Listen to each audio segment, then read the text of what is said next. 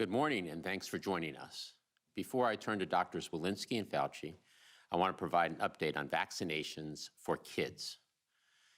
On Friday, following a rigorous and independent scientific review, the Food and Drug Administration authorized Pfizer's COVID-19 vaccine for kids ages 5 through 11. This is an important step forward in our nation's fight against the virus. As Dr. Walensky will discuss, this week, CDC will make its clinical recommendations on vaccinations for this age group. As we await the CDC decision, we are not waiting on the operations and logistics.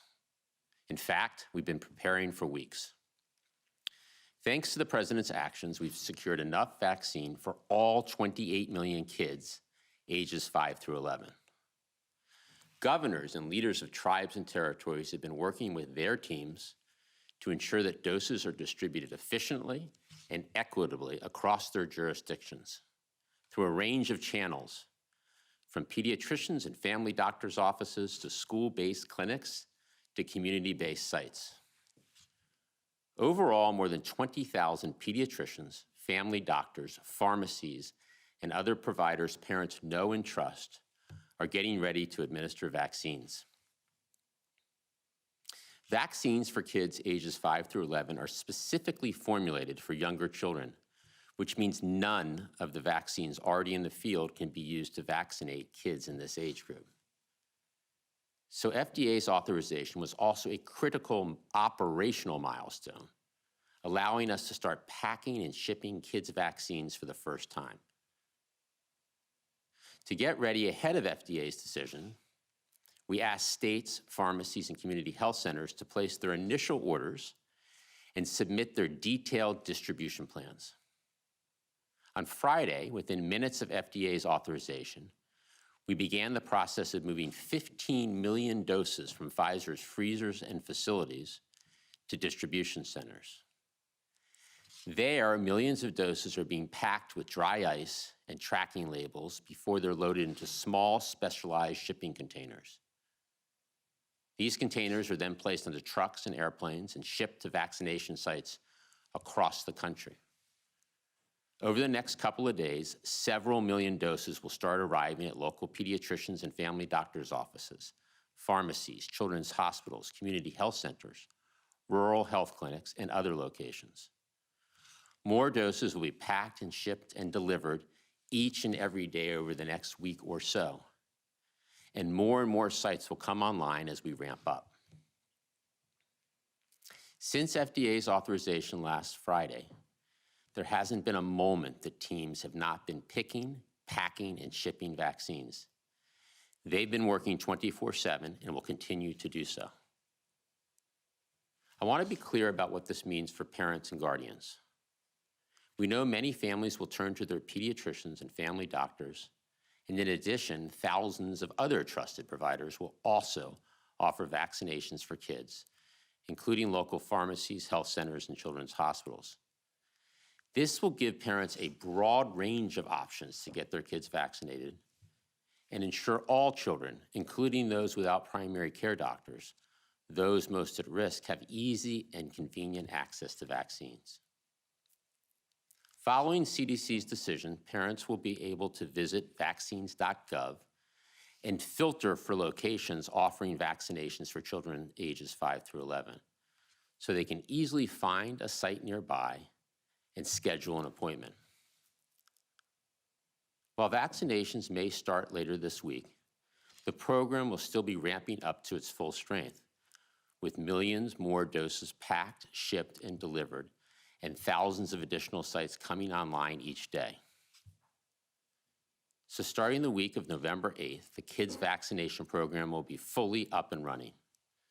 Parents will be able to schedule appointments at convenient sites they know and trust to get their kids vaccinated. And the number of sites will continue to increase throughout the month as more vaccine sites open their doors and administer vaccine. Bottom line, we've been planning and preparing for this moment. We are ready to execute pending CDC's decision. And starting the week of November 8th, our vaccination program for kids ages 5 through 11 will be running at full strength. We remain laser focused on vaccinating unvaccinated Americans, those 12 and older, and getting booster shots to tens of millions of eligible Americans. We're making important progress on both fronts.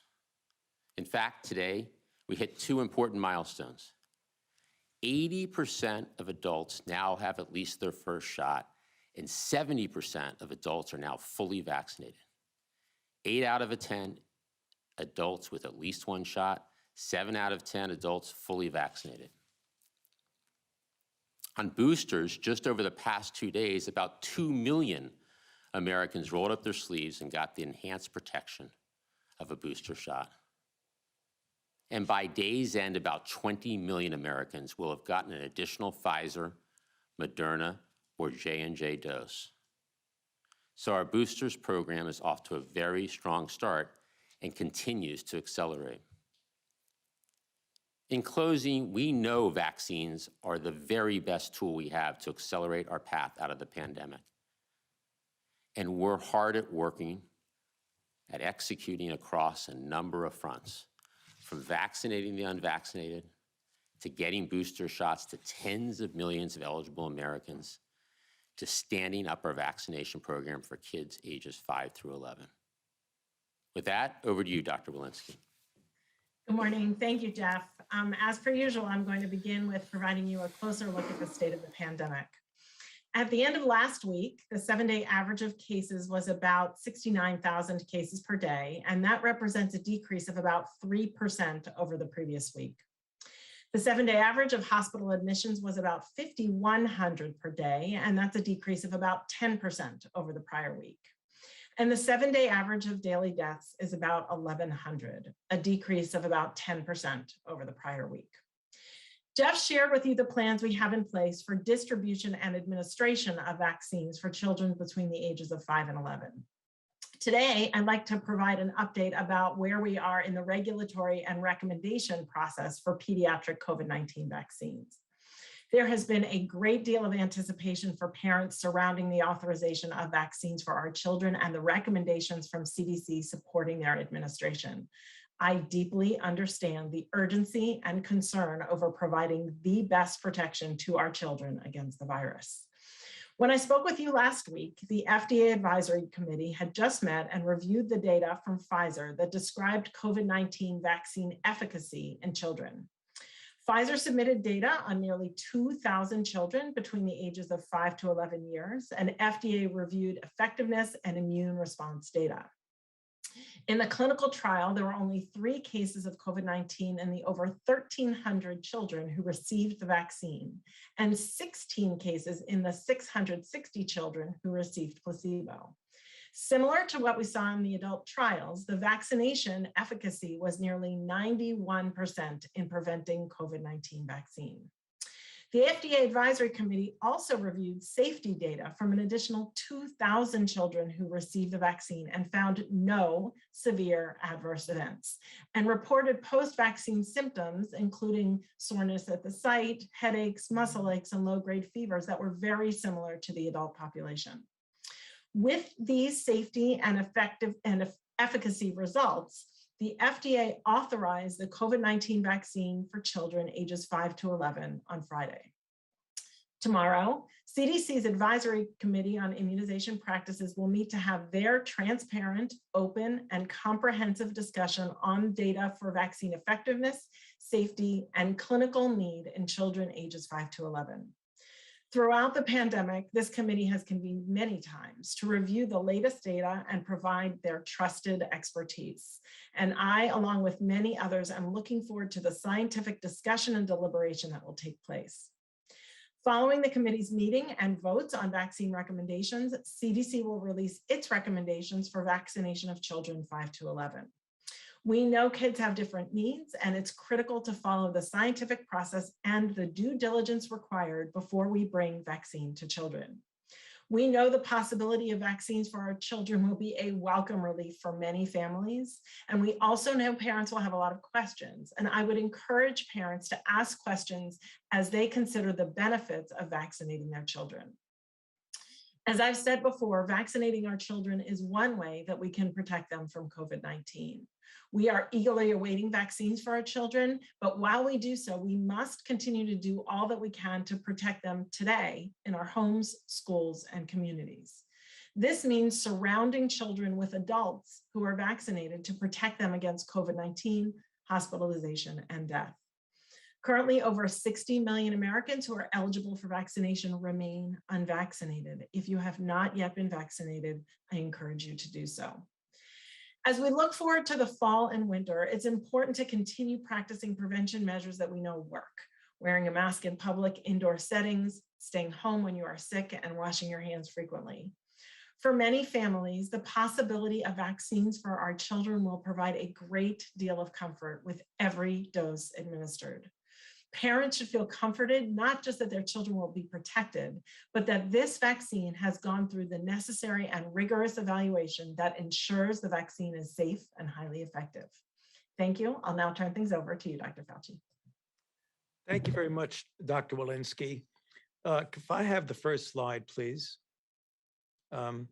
Given the fact in the context that we now have eligibility criteria for the administration of booster shots for all three of the products that are available as vaccines in the United States, I thought I would take a moment or two just recapitulating what we know about boosters. Next slide. First, let's take a look at the effect of booster shots on the level of neutralizing antibodies, which we know correlates very much with protection. Next slide. These are data from the Moderna product in which a third shot booster was done on individuals who received the primary, and a measurement was taken 28 days after the third booster shot. Note the extraordinary increase from the light color blue to the dark blue, both in the younger individuals as well as in those older than 65. For example, look on the right-hand part of the slide. The titer went from 32 to 706. Next slide. No different at all when one looks at the Pfizer-BioNTech. For this slide, focus on the blue bars and look first at the younger group from 18 to 55 and see that the serum neutralization titer goes from 241 to 1321, and from the elderly from 123 to 1479. Next slide. Next, let's take a look at the clinical effect of booster shots. Most of these data will be coming from Israel because, as I've mentioned in previous briefings, they are generally a month or so ahead of us in the process of vaccination and booster. Next slide. So this slide is pretty clear and pretty dramatic. This is looking at confirmed infection per 100,000 risk days in Israel. And as you can see across the age range, comparing non-boost in red with those who've boosted, you see a rather dramatic diminution in confirmed infections. Next slide. If you now look at protection across age groups of severe disease in a cohort of over 4.5 million people in Israel through July and August, there's an 18-fold lower for ages 60 plus, and a 22-fold lower for younger ages 40 to 60 with regard to severe illness. Next slide. This is dramatically shown in this slide. Again, data as of yesterday in Israel looking at severe cases per 100,000 population. 64 among the unvaccinated, as you might expect, a diminution dramatically down to 9.5 among those who are vaccinated. And take a look at what you get when you get the extra third boost, down to 1.8 per 100,000 population. Next slide. Now, if you want to look at the real world data on effectiveness of a third doses of COVID-19 vaccine, next slide, a paper that just came out online 3 days ago looks at a cohort of over 720,000 individuals who received the third shot boost. And again, the data are rather dramatic. A 93% lower risk of hospitalization, a 92% lower risk of severe disease, and an 81% lower risk of death. This is dramatically seen on the next slide, which is a series of Kaplan-Meier plots looking at red, which is those who've received 2 doses, and green, those who've received 3 doses in hospitalizations, severe disease, and deaths. And so on the last slide, one looks at the effect of boosters, and one should ask oneself, which we do as we look forward, is a booster shot a regimen for waning efficacy, or is it really ultimately going to become actually part of the original vaccine regimen? We will only know this by following up individuals, which we are doing, who've received boosters to determine the degree of and durability of protection. So there'll be more coming on that in the future. Back to you, Jeff. Okay, thank you, doctors. Let's open it up for a few questions. Kevin? Thanks, Jeff. And since we started a few late, please keep your questions to one question. First, Ann Flaherty at ABC. Hi, thanks for taking my question. So Jeff, this question is for you. Can you say exactly how many pediatric vaccine doses will be available come Wednesday if all goes as planned? And if states were able to pre-order as early as October 20th, can you explain why parents might have to wait until that week of November 8th for a full rollout, as you just suggested? So the FDA, thank you for the question first. The FDA authorization was the trigger regulatorily, and that allowed for the beginning of the picking, packing, shipping process. And that started immediately within minutes of the FDA decision. And as I said, people have been working 24/7. We expect that several million doses are already en route to sites around the country. And across the next week or so, 15 million or so doses will be around the country at convenient and trusted sites. So that's why we are planning on some vaccinations towards the end of this week, but the program for kids ages 5 through 11 really hitting full strength the week of November 8th. Next question, please. And Tyrell at CNBC. Well, thanks. On kids, I'm wondering if you can tell us your thoughts about the need for vaccine for even younger kids. We asked the FDA about this on Friday, and Dr. Marks suggested it would be a few months off, mainly because of when the kids were enrolled in the trial, but also because the risk benefit is different for younger kids, that they're at even less risk of severe disease. I'm just wondering the sense of urgency about a vaccine for kids under 5. Dr. Fauci? Well, it's very clear that the data show that children, younger children who get infected in general do not have as severe disease as adults, particularly elderly adults. We know that. But I don't think that that means that children are exempt from disease and even severe disease. I think if one goes to pediatric hospitals, you'll see that. Then again, you have to look at the role of children in the spread of infection. You know, it was originally thought that children don't spread infection and maybe don't even get infected. But the more we study it, we see that many of the younger children, possibly around 50%, who get infected get asymptomatic infection.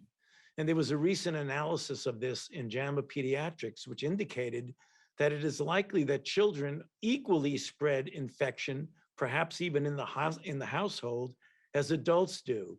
So I think we got to make sure that we don't just diminish the impact not only on the individual child, but also on the spread of infection. And for that reason, we feel it's important to get children vaccinated. Next question, please. Jeannie Bauman, Bloomberg. Hi, thank you so much for taking my question. I was wondering if you could talk a little bit about the impact of the news on, that Moderna setback in terms of rolling out their vaccines for teenagers and younger kids, and what that means for your ability to, implement or get vaccines to younger kids. Will that impact the rollout at all, or do you not see that having an effect? Dr. Walensky? Yeah, thank you for that question. All of these vaccines are thoroughly vetted and reviewed, and the data are publicly and transparently reviewed in the advisory committee meetings. The thing that's most important is we have a vaccine for our adolescents that is the age demographic under consideration with Moderna, and that is the Pfizer vaccine that has undergone that review. And so we anticipate there shouldn't be any challenges with regard to getting those adolescents vaccinated. Next question, please. Nate Wexel at The Hill. Hi, I'm wondering if you can talk a little bit about the mandate for federal employees. There was guidance out today on contractors, but I'm wondering about religious exemptions for federal employees. Who is the one who decides that? Is there a standard that they have to go through to be able to get a religious exemption? Thanks. Thanks. So religious exemptions are done through the agencies, through the HR departments of each agency, following processes with guidance across the federal government. Religious exemptions are not new. They've been in place for other vaccines in the past, and agencies are following rigorous processes to evaluate religious and medical exemptions. More and more people are getting vaccinated in the federal government, and the vaccine requirement is working as it is across many sectors. Next question, please. Last question, let's go to Kellen Howell at New. Oh, sorry, I had to figure out how to unmute. Thanks so much for taking my question. I have a question about the booster program. It's my understanding that right now, specifically for folks who've gotten Pfizer or Moderna, there's still a group of those people who are not eligible yet for a booster shot. And I guess this is really a question for Dr. Fauci. It looks like based on a lot of the data you're looking at, that folks who aren't getting a booster shot really aren't as well protected as those who are getting a booster. So I guess what's your message to those people, and is it likely that everyone will be able to get a booster soon? Dr. Fauci? Yeah, I think the short answer to your question is that, yes, it will be very likely that everyone will be able to get a booster within a reasonable period of time. I want people to appreciate that when you're looking at what the pace and the cadence of vaccinations and boosters in the United States, people who have a primary vaccination are still really quite protected against severe disease and hospitalization. As we've said very often, we want to stay ahead of the virus, and that's one of the reasons why I showed you the data from Israel. But I think in due time, we will have equity so that people will be able to get vaccine in a booster situation as needed. Maybe if I could just add that the overwhelming number of new infections continue to be among people who are not vaccinated. Last question, Kevin. We can go to David Lim, Politico.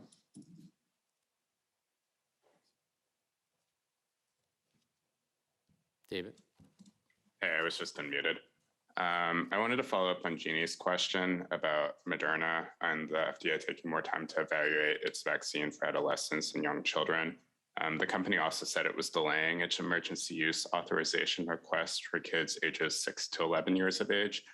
How did these developments impact the rollout of COVID-19 vaccines for children in the US? It sounds like the Biden administration is fairly confident that Pfizer will be able to supply an adequate number of appropriately sized doses. But will all geography types for these populations be able to get enough vaccine while demand initially outstrips supply in the initial distribution period that you're outlining? So thank you for the question. We have enough vaccine, Pfizer vaccine, for every child age 5 through 11. So the whole distribution plan that we've been talking about, 20,000 sites, millions of doses being shipped as we speak, is all Pfizer vaccine. We do not have an EUA, as you know, for this age group for Moderna. So we have already plans and in the process of shipping 15 million doses out nationwide, with millions of more doses available each and every week. States have chosen where within their state to send vaccine supply, and they'll be able to get additional doses, as I said, each and every week. The federal government is also sending vaccines directly to pharmacies and community health centers, which will in turn administer vaccines to kids. And this is how we think is the best way to manage this supply chain of Pfizer vaccines, with states having the benefit of seeing where the demand is strongest and allocating more and more to those locations going forward. So we're in great shape on supply, and the whole plan is based on Pfizer vaccines. So we have more than enough vaccine for every child 5 to 11, specifically the Pfizer vaccine. So the bottom line is there's plenty of supply of Pfizer vaccine, and we look forward to parents having the opportunity to vaccinate their kids. Thank you for today's briefing, and we look forward to seeing everybody later in the week. Thank you.